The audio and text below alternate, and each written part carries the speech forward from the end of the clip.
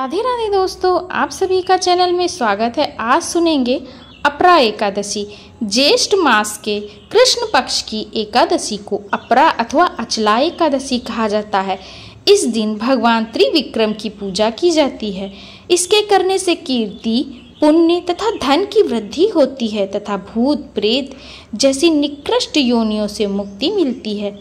जहाँ तक व्रत के विधि विधान और फलाहार का प्रश्न है, सभी एकादशियों के समान ये भी है। इतना सुनने के बाद युधिष्ठिर ने भगवान से कहा, हे भगवान, ज्येष्ठ मास के कृष्ण पक्ष की एकादशी का नाम क्या है तथा इसका महात्म्य क्या है, सो आप कृपा करके सुनाइए। श्री कृष्ण भगवान कहने लगे, हे राजन, इस एकादशी का नाम अपरा है। यह अपार धन देने वाली है। जो मनुष्य इस व्रत को करते हैं, संसार में उनको यश तथा कीर्ति की प्राप्ति होती है।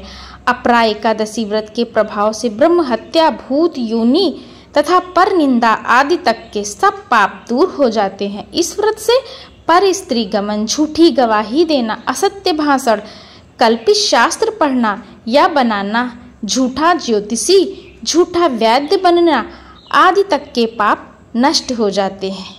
जो क्षत्रिय होकर युद्ध से भाग जाते हैं, वे नरकगामी होते हैं, परंतु अपरा एकादशी का व्रत करने से उन्हें भी स्वर्ग की प्राप्ति होती है। जो शिष्य गुरु से विद्या ग्रहण करते हैं और बाद में उनकी निंदा करते हैं, वे अवश्य नरक में पड़ते हैं, परंतु अपरा एकादशी का व्रत करने से वे भी इस पाप से मुक्त हो जाते हैं।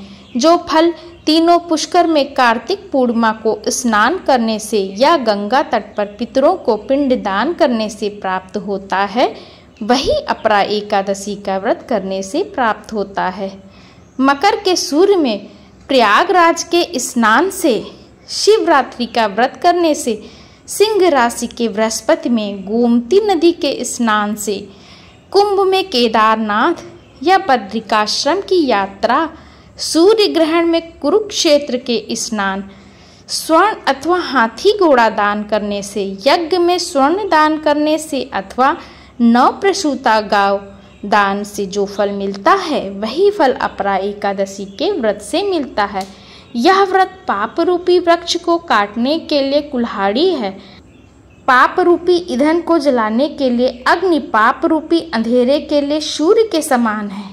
अपरा एकादशी का व्रत तथा भगवान का पूजन करने से मनुष्य सब पापों से छूटकर विष्णु लोक को जाता है। हे राजन, यह अपरा एकादशी की कथा मैंने लोकहित के लिए कही है। इसके पढ़ने अथवा सुनने से मनुष्य सब पापों से छूट जाता है, इसमें संदेह नहीं है। तो दोस्तों, यह थी कथा अपरा एकादशी की। अगर कथा अच्छी लगी हो तो लाइक करिएगा। अगर चैनल पे नए हैं तो सब्सक्राइब कर लीजिएगा। मिलते हैं मेरे अगले वीडियो में। तब तक के लिए राधे राधे।